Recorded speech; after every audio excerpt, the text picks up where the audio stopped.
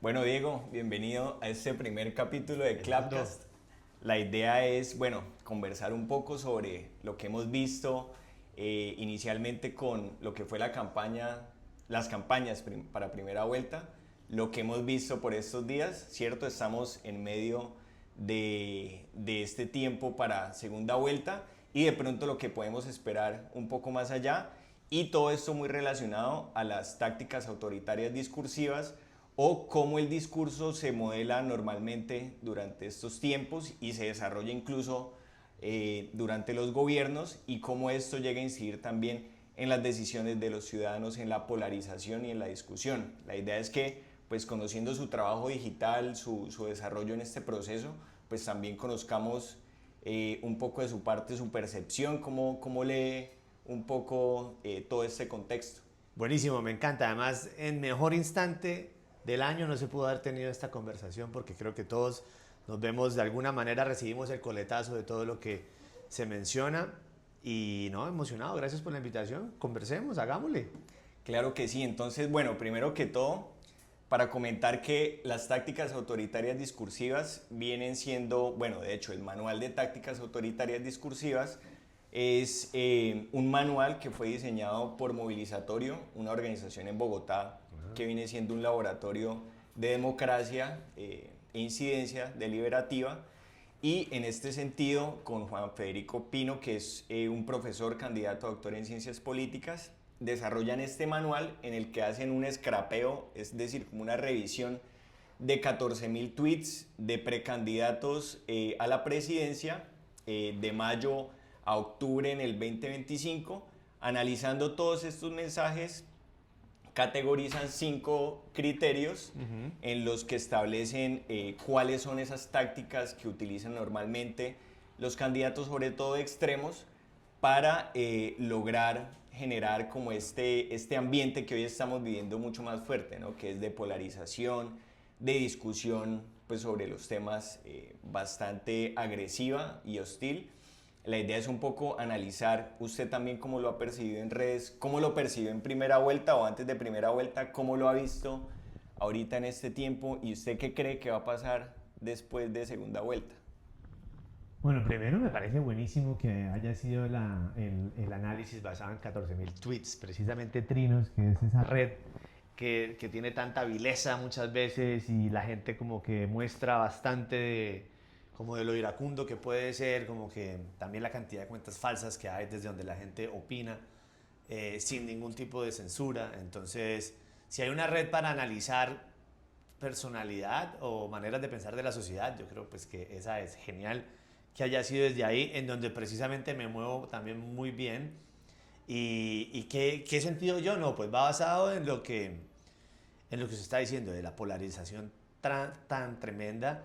Y noto mucho eso, o sea, noto mucho como que la gente, si bien acá hay un estudio detallado de las cosas, llamándolas por su nombre a cada una de las formas, yo siento que la gente se siente siempre víctima de una constante conspiración.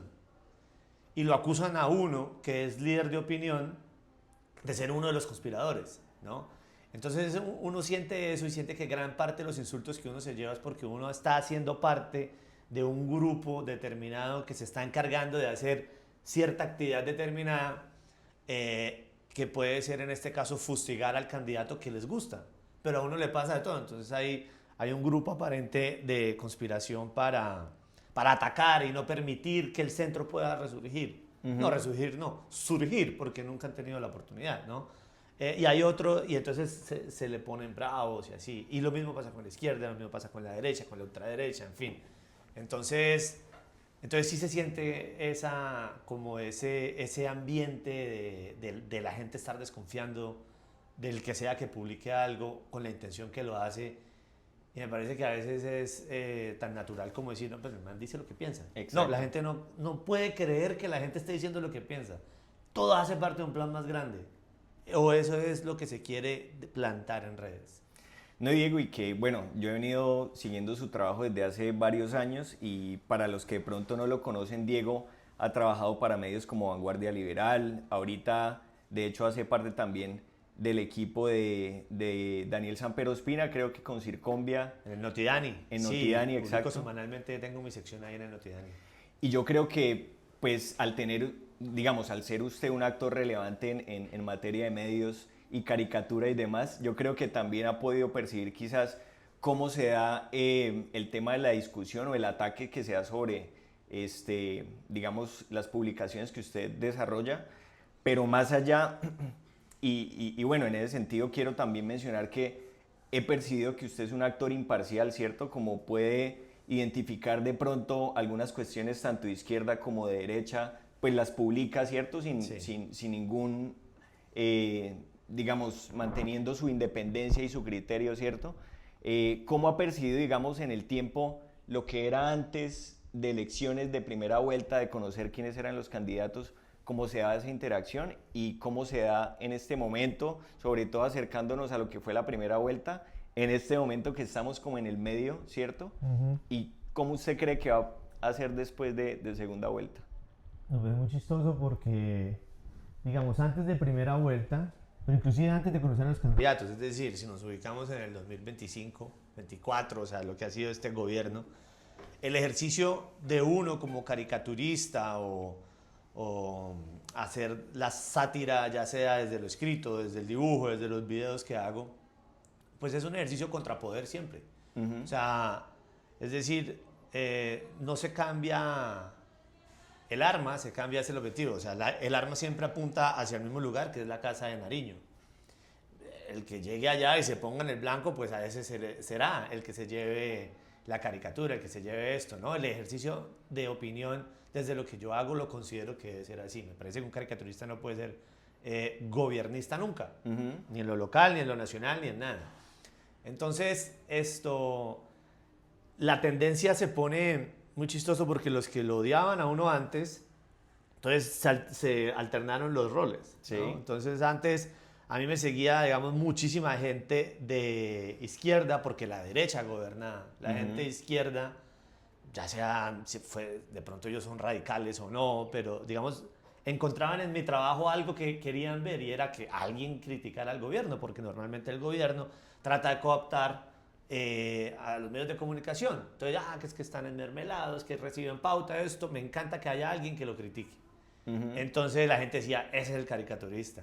Después pierden el poder y entonces es los que empiezan a buscar a alguien que por favor que critique al gobierno lo esté haciendo. ¿Quién será? Entonces encuentran en Diego, al que odiaban antes, porque les criticaba a su mandatario de derecha, encuentran acá un caricaturista ahora sí serio. Sí. Este sí critica.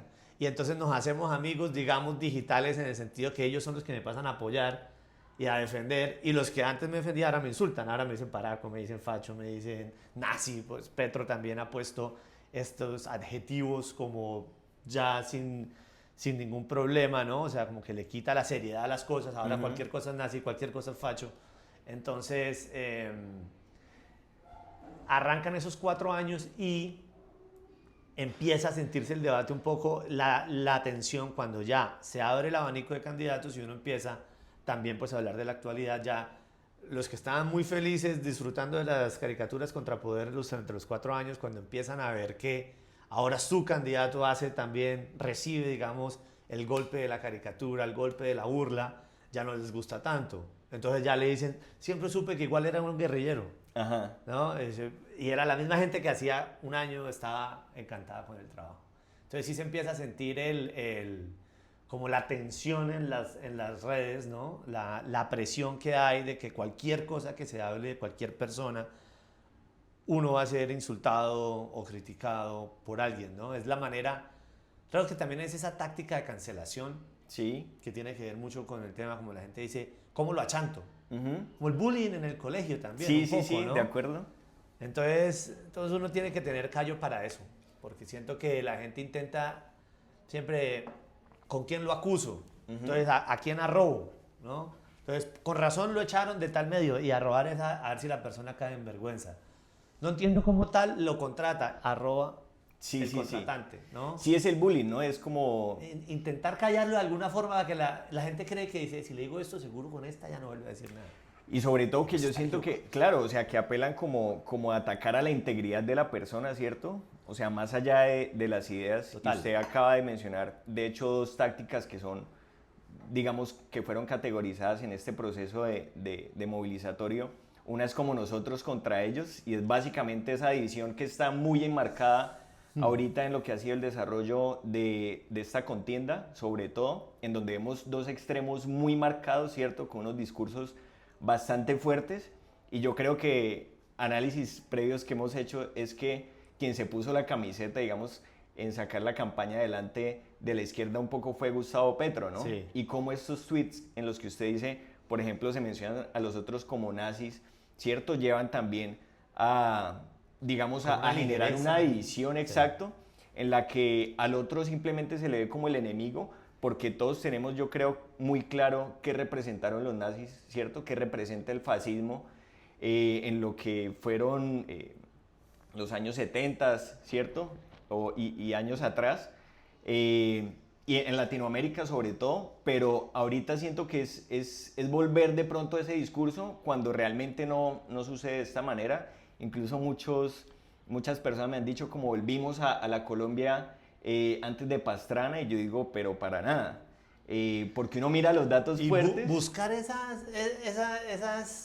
viajes en el tiempo me parece absurdo. Sí. Volvimos a la de Pastrana, no, estamos en 2026. Petro, volvimos a 1938, Hitler, no, estamos en el 2026. Con sus características, con sus actores, con todo, pero intentan a la gente llevarlo a donde el coco, ¿no? Entonces, no Y siento, hay que caer en esas cosas. De acuerdo, y siento que otro problema grandísimo que hay ahí también es que se ha llegado a normalizar el hecho de que usted no pueda criticar el candidato por el que usted cree, ¿sí? Entonces, yo digo, no está mal, por ejemplo, criticar un acto de misoginia de un candidato con un periodista, porque es que está mal. Si nosotros como sociedad y como ciudadanos permitimos que se corra esa línea ética, pues obviamente de aquí a mañana vamos a tener un autoritario en el que cualquier medida que se tome pues va a ser aplaudida, ¿cierto? Y lo vemos con Donald Trump, lo vemos con Milei, y listo, o sea, digamos, yo puedo decir como ciudadano me interesa o comparto las ideas de llegar a un mercado neoliberal, ¿cierto? De abrirnos al mundo nuevamente, de tener unas mejores relaciones con Estados Unidos y con el oriente de Sudamérica, pues dada esa dinámica de gobiernos de derecha, pero eso no va tan bien de la mano con esto de permitir que el candidato pues ataque a medios, que ataque a ciertos sectores, sobre todo generando esa división que se ve en el nosotros contra ellos. Y hay una táctica que es el garrote y más garrote, que básicamente es eso que usted decía ahorita, es como llegar a atacar a la otra persona, ¿cierto? Buscando, digamos, afectarla en su integridad. No atacar a la idea, sino a la persona directamente. Y es algo que vemos normalmente, yo creo que hoy en día en los grupos de WhatsApp familiares está el tío que no se aguanta la conversación y se sale porque el otro lo insultó y lo invitó incluso a irse a los puños. Entonces, yo creo que el propósito un poco es, a partir de esta pedagogía que se hace con las tácticas, empezar a identificar qué es lo que se está buscando, ¿cierto? Detrás del mensaje que generan los candidatos, porque esto es tanto de izquierda como de derecha, y no caer en ese juego, porque yo creo que se acordarán de mí quienes vayan a ver el podcast, que el día de mañana, en un año, estarán compartiendo nuevamente en espacios familiares, de reunión y demás, y de pronto sí a veces las palabras que se puedan decir pueden generar cicatrices, digamos, a largo plazo. Claro. Entonces yo creo que el punto es siempre debatir sobre las ideas y no llegar a ese juego en el que nos quieren meter un poco los candidatos, ¿no? A mí me parece importantísimo que se le puedan tener nombres. O sea, cuando uno aprende a ponerle la etiqueta a una conducta, uno sabe en qué juego está, ¿no? Claro. De qué juego está siendo uno partícipe o víctima, ¿no? Ujú. Entonces, no sé, cuando uno, digamos, tiene un dolor acá raro, Sí. pero usted no sabe qué es, pero le digo, ¿qué será? No sé, ya tomé esto, ya intenté descansar, ya intenté Hacer una o cosa, sea, pero no sabe ¿qué es? Pero le incomoda. Ujú. También esa presión que la gente siente en las redes. Mucha gente en conversaciones que hemos tenido diferentes es como, no, yo no me soporté más, yo me salí. Sí. Yo cerré mis redes porque es imposible. Ujú. O porque la gente lo insultaron mucho. O, no sé, cuando la gente cae en galla a atacar a alguien. Entonces, cuando ya podemos ponerle nombre a las conductas creo que se pierde un poco el miedo. Ah, lo que me están haciendo es esto. Este es el dolor que siento, es esta vaina y esto se trata así, ¿no? Entonces, saber exactamente qué es el momento que se vive me parece muy interesante para poder uno saber cómo tratarlo y la forma de tratarlo no es rindiéndose, es simplemente no cayendo en ciertos juegos, en ciertas didácticas, en ciertas cosas. Si a uno le dicen, no entiendo cómo los de tal periódico le pueden pagar, ignorar, porque la gente está viendo a ver si el otro cae y pues sí, me pagan y qué, Sí, termina haciendo el ridículo, como en el bullying en el colegio. Todos, el que sea que vea este programa sabrá, a no ser que de pronto sea muy joven, tenga 20 años, 18 años, que hoy es diferente cómo funcionan las cosas en el colegio, le ponen mucho más cuidados a eso. Sí. Pero si son de la época de padres e hijos y todas estas cosas, pues sabrán que el que se ponía bravo porque le mamaban gallo, le iba peor. O sea, era ser más ágil y más astuto, ignorar o buscar más bien entonces yo con qué contraataco, pero el que se ponía bravo y lloraba o estallaba en ira y le pegaba a alguien, eso es como las hormigas. Encuentran un caramelo y el caramelo es la persona indignada, brava, rezongando y se le tiran todo encima, por chiquitos que sean, por cuentas anónimas que sean, por bots de Twitter que sean. Si detectan rabia en la persona en redes, ahí van a caer. Diego, y es que Y eso lo es lo devoran. que, total, y eso es lo que mueve, si se pone a pensar ahorita, mucho más las redes. Hay un término que es rage bait, no sé si lo has escuchado. Como sacarle la piedra a la gente para ganar tráfico. Exacto, entonces que ellas Bueno, vean, por bait ejemplo, es la interacción. No, lo que se le pone al pescado, ¿no? como el sazón. No. Ah, el anzuelo. El anzuelo. Sí, exacto. Entonces sí, o sea, Es como un tirar anzuelo de de rabia para que la gente caiga y Exactamente. sacar. Sí. Que ellas vean, por ejemplo, y Al es algo pescado, para sacar que, especies. para que ojalá empiecen a analizar quienes nos ven, y es que ellas veía un video en Twitter en el que aparecía pues esas cámaras que hay como en las casas. Estaba el señor, su... Carnada. La carnada. La carnada de rabia, entonces para que piquen y tal. y salga ahí la rabia. Estaba el señor, estaba su esposa con bebé de brazos y este tipo la golpea, ¿cierto? Ajá. Entonces uno miraba las interacciones y el tweet que, digamos, era el más comentado, más que likeado, comentado, ¿no? Ajá. Y que mostraba más interacción, era uno que tenía un usuario anónimo y decía como, si le pegó era porque ella se lo merecía de alguna Lo buscó manera. o algo así. Claro, entonces el anzuelo ahí es para que la gente diga, oye, este miserable es porque así entonces lo criaron a usted, qué asco de tipo, ¿cierto? Y genera una interacción mucho más que de pronto comentarios que lleven a valorar o a evaluar la A situación. la razón, o sea, A la al raciocinio, razón, lo exactamente. justo. Pero entonces uno termina siendo parte de ese juego en la medida que uno empieza a interactuar, ¿cierto? Con ese tipo de Claro. mensajes. Entonces, yo creo también que cuando uno empieza a interactuar con ese tipo de mensajes, uno empieza a llegar como al odio, ¿cierto? También. Y el odio obviamente desencadena pues este tipo de divisiones, que lo que hemos venido hablando, y cómo empieza uno a deshumanizar al otro, a ver al otro eso, como el facho, como el Exacto. guerrillero, ¿cierto? Pues la vez pasada ayer, o sea, no sé cuándo se vea esto, pero la noche anterior yo a veces escojo como una conversación para tener con alguien de la mucha gente que escribe mensajes en Instagram o en Twitter y eso. A veces me dedico un ratico a hablar con alguien que ni idea quién es esa persona. Para pero ver qué piensa de pronto. Pues sí, o sea, que me insultan, entonces yo usualmente siempre ignoro. Pero entonces a veces cojo a alguien y digo, ¿pero por qué hice eso? ¿Qué? Entonces la gente como que no esperaba una respuesta, Claro. la gente está acostumbrada a insultar y ya. Y no recibir de vuelta. Oiga, sí. facho, es que nazi, mundo, guerrillero, lo que sea. Sí. Y ya, y mandan el mensaje y nunca vuelven a ver si hay respuesta, porque normalmente nunca hay, ni de mí ni de muchísima gente que crea contenido, no responden. Ujú. Entonces la gente cumple con su vaina de mandar. Entonces a veces yo respondo. Y entonces respondí y entonces me estaban diciendo que no, que yo era un facho, que había hecho una caricatura donde mostraba a Petro de una manera muy burlesca en un caballo llevando a Cepeda como Sí. si fuera un bebé, ¿no? No, entonces que yo era un nazi facho por esa caricatura. Ujú. Entonces yo, pero ¿dónde está lo facho de eso? Sí. No, que es que he visto unas caricaturas suyas y una persona que se burla de esto, pues tiene que ser un facho, porque no está defendiendo a nuestro líder de izquierda. Ajá. Me decía, yo dije, Líder decía, no existe, existe lo que usted piensa. Exacto. Dice, además, usted seguro apoya el genocidio. Ujú. Yo le dije, ¿está seguro de lo que está? O sea, muéstrame una caricatura, le puse yo, muéstrame una caricatura donde se pueda Increíble, ¿no? decir que yo apoyo el genocidio.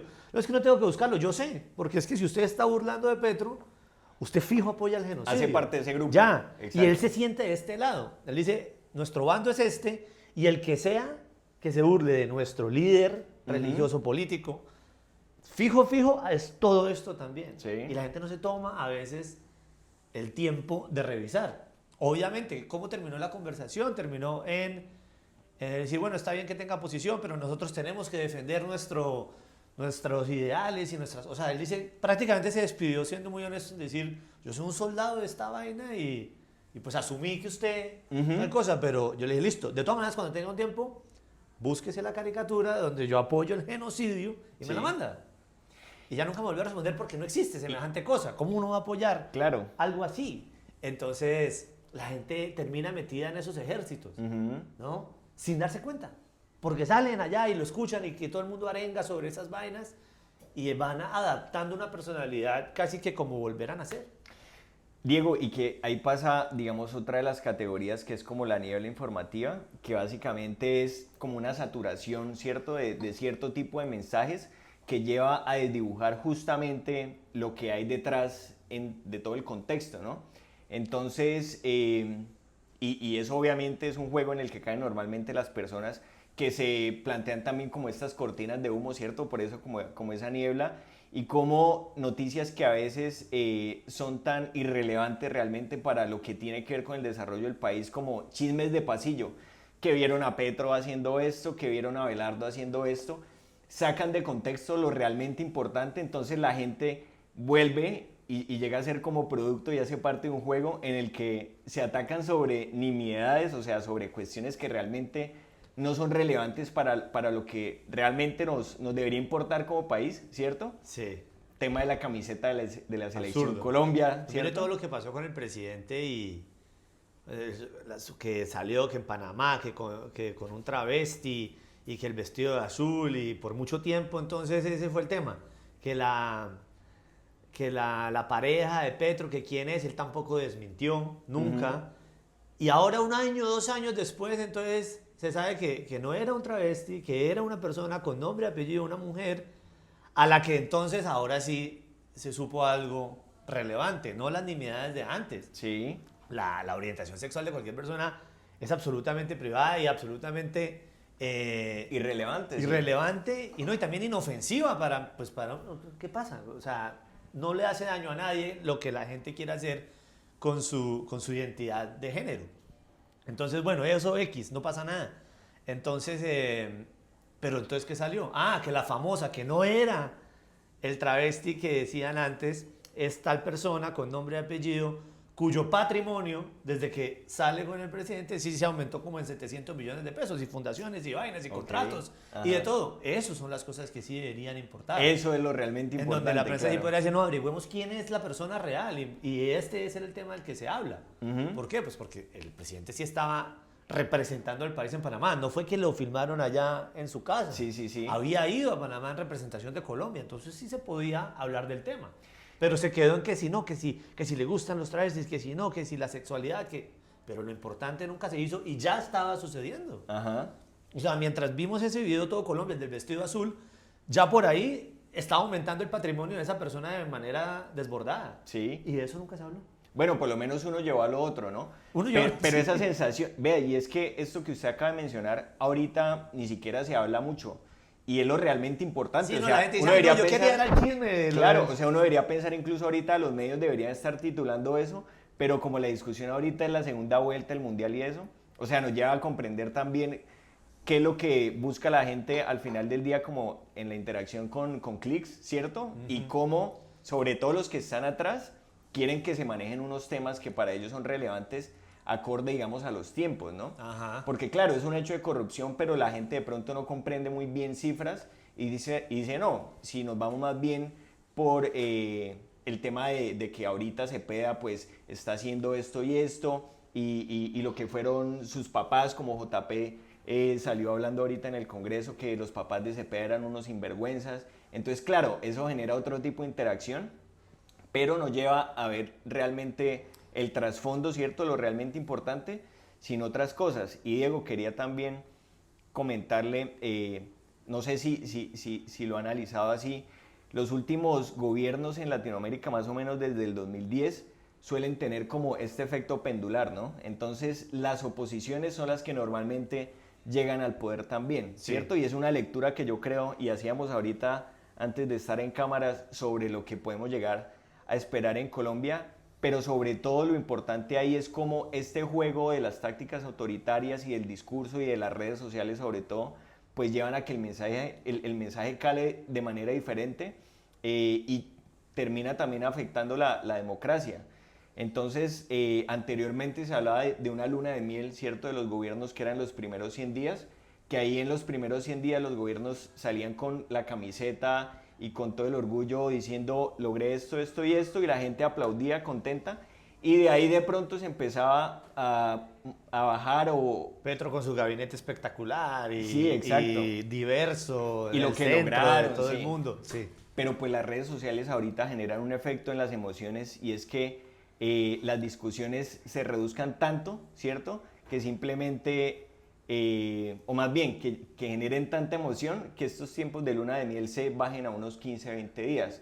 Entonces es peligroso para la democracia en la medida que tenemos un país muy dividido, históricamente violento, y si nosotros seguimos haciendo parte de este discurso y de este juego, pues vamos a tener también, una vez, digamos, sea el que sea que tome el poder, o llegue al poder más bien, pues un país que sigue en esta división, que va a atacar de entrada y va a querer resultados lo más pronto posible, y pues ahí juegan un papel fundamental obviamente los medios, creadores de contenido, líderes de opinión, porque el cuarto poder yo creo que se trasladó de medios de comunicación ahora a unos líderes de contenido, gente que sabe pegar muy bien los mensajes, que utilizan estas tácticas de hecho también porque saben que calan muchísimo más.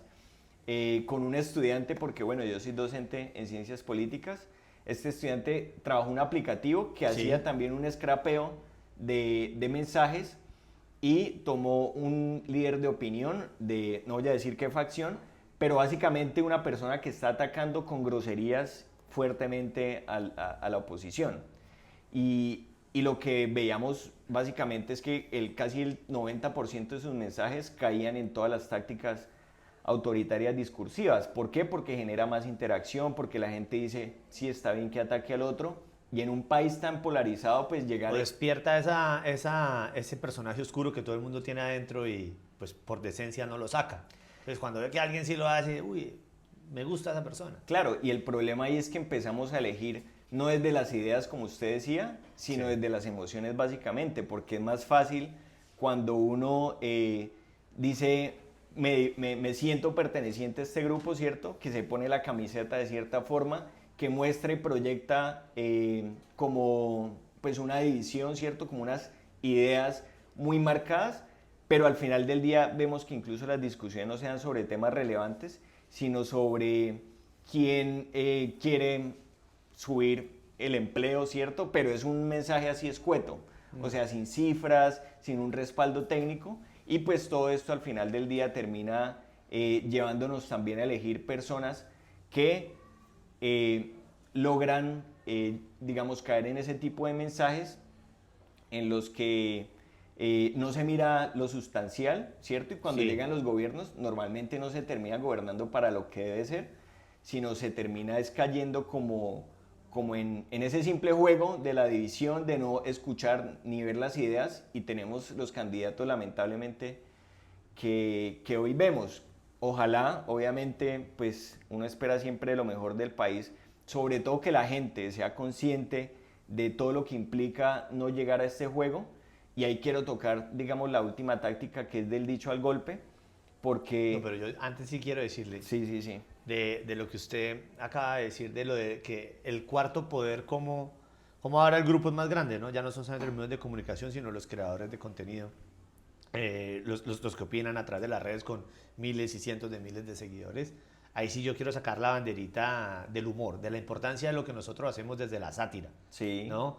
digamos lo que hacemos en el Notidani, lo que yo hago desde la caricatura, lo que mis colegas hacen también desde sus trabajos, que ponen a reflexionar también un poco, que permiten respirar de cierta manera en el debate polarizado que hay y la importancia de seguir haciéndolo, y que la gente intenta a veces apagar el humor, ¿no? Yo creo que una sociedad puede permanecer viva mientras todavía se pueda burlar 100%. de sí misma, y eso es lo que nosotros tratamos de hacer también, desmitificar o desglorificar a quienes ahora consideramos caudillos, ¿no?, de la política, y en la medida que pues, nosotros podamos entender que nadie está por encima de la burla, como si fueran dioses, como si fuera Mahoma, como si fuera alguien inalcanzable, creo que nos permite tener un raciocinio mucho más general de las cosas, teniendo en cuenta lo que está bien y lo que está mal, y decir eso, ¿no? O sea, no podemos tener líderes políticos de los cuales no se puede burlar.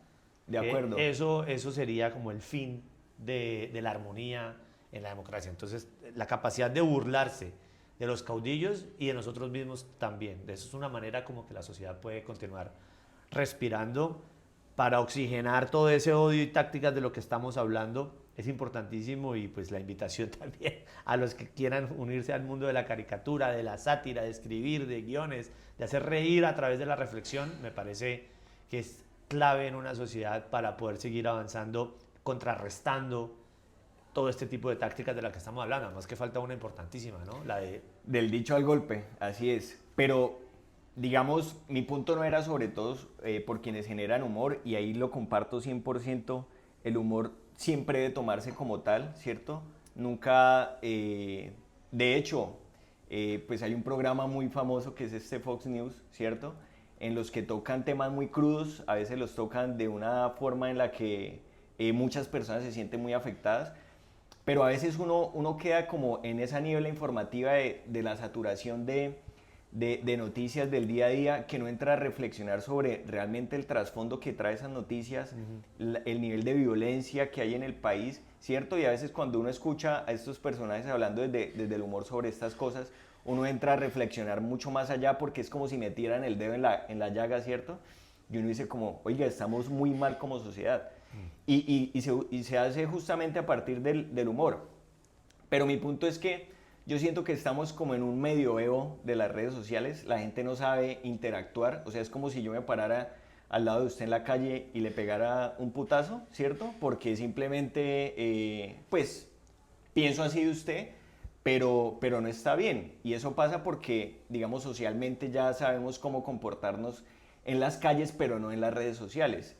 Y con lo que interactuamos, lo que buscamos siempre, digamos, con estas discusiones en redes sociales, es sobre todo que se haga desde un ánimo de las ideas, ¿cierto? Nunca llegando a esta categoría que es la última, que es del dicho al golpe, ¿cierto? En la que básicamente se busca es agredir, toca erradicar, toca eliminar, toca destruir al que no piense como yo, ¿sí? Guerra, muerte. Guerra, muerte. Vamos a destripar a la oposición, ¿no? Y claramente... Lado y lado sí, lanzan así los misiles. Y ahí es importante tener presente también que, digamos, la censura pues no se debe dar claramente. O sea, todo el mundo es libre de opinar en redes sociales, pero sí lo que vemos mucho más común ahorita es que las personas que logran un mayor número de seguidores e interacciones son estas que hacen estos llamados del dicho al golpe,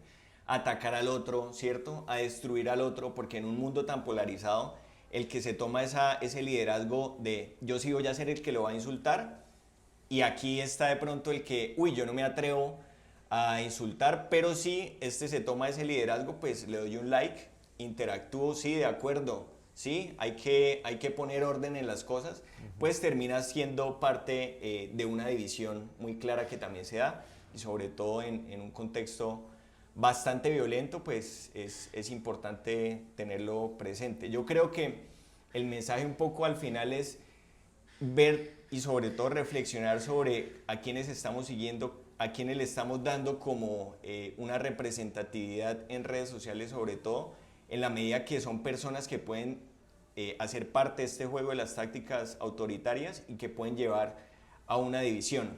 Claramente dejando de lado el humor, que tiene un componente fundamental y es tener una visión, ¿cierto?, distinta sobre las problemáticas, 100% aceptable. Estos otros no es que diga se deban censurar, pero nosotros como ciudadanos sí podemos ser responsables de decir como, venga, no voy a interactuar con este porque tiene un lenguaje muy violento, quizás voy a ver a uno más moderado que igual sea vehemente, que quizás tenga datos fuertes, ¿cierto?, que mitiguen como también lo que es todo es sospechoso, que básicamente todo es mentira. Entonces no, hay fichas técnicas que respaldan encuestas, el DANE hace unos estudios serios técnicos. El escrutinio sobre los datos. está bien Exacto. hecho, el preconteo es una cosa, el escrutinio es otra, ¿no?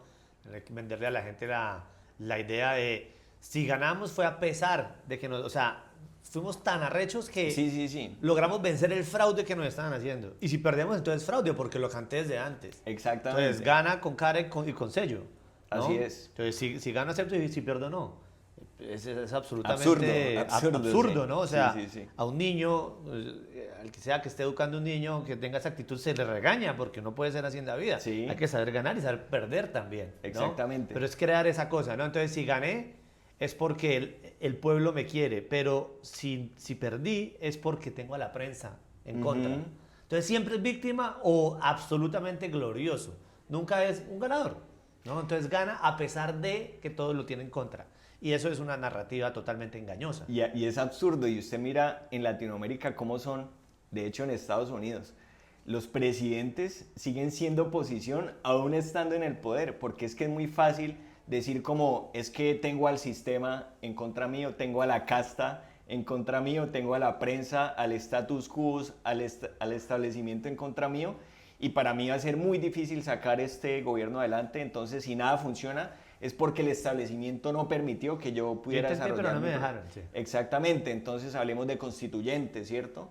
Y hablemos de unas formas que llegan a romper la democracia. Bueno, Diego, eso fue todo por este espacio. Espero pues les haya gustado. Muchas gracias por participar. Ojalá sigamos teniendo espacios de conversación. Muy buena la conversación. ¿Cómo le pareció el espacio? Gracias por la invitación. El primer Clapcast. Clapcast, ¿no? Sí. Bien ahí. Sí, bien ahí usted que se la pensó. Bien, no, listo. Quedamos entonces en sintonía para una siguiente oportunidad y pendientes de lo que va a pasar, ¿no? En la segunda vuelta. Que al final sea, sí, va a estar fuerte. ¿Qué creen que viene para la segunda vuelta? Para la segunda vuelta, pues bueno, estamos en una dinámica que nunca antes se había visto y es el Mundial, ¿no? O sea, conecta Mundial con campaña de segunda vuelta. Un candidato que se hizo pues un golazo, ¿cierto? Y fue pensarse la camiseta de Colombia para esta segunda vuelta. Entonces, pues nada, o sea, supo utilizar las herramientas y obviamente lo capitalizó, ¿sí? Siento que este contexto de mundial y esto obviamente le favorece mucho, pero pues al final siento que lo pensó muy bien. No sé usted qué piensa de esto.